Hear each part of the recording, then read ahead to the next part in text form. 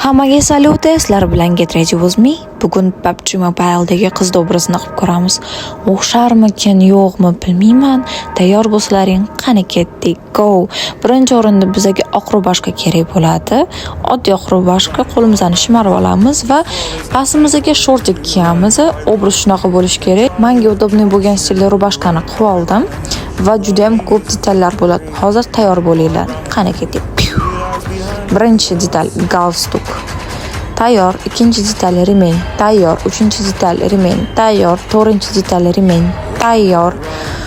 Charchab qoldim уже. Perchatkaga kelsak, 5 yil meni kutgan shu perchatka.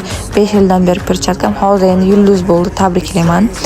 Wow, просто obraz shikarni. Pastga kelsak, qanaqa oyoq kiyim kiyishni bilmaganim uchun просто hayolimga kelgan eng yaxshi ko'rgan oyoq kiyimni kiyishga qaror qildim va yutdim. Bu o'ylashda deb o'ylayapman. Prям wow obraz chiqdi. Bu o'zimni PUBG Mobile'dagi qizdek his qilyapman. Prям. Hatto boshimda shlemim bo'lmagan bo'lsa ham yomon emas deb hisoblayman. Nima deb o'ylaysizlar? Qurolga kelsak, ayol kishilar qanaqa qurol olishi mumkin? Конечно, skовородka 100% идеальный, просто matching deb hisoblayman. Qurol yomon emas qizlar.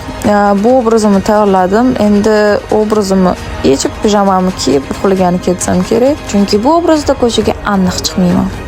Rahmat, sizlarga yoqdi deb o'ylayman. Like bosinglar, kommentariy bosinglar. Sizlarni yaxshi ko'raman. Hammani quchoqladim.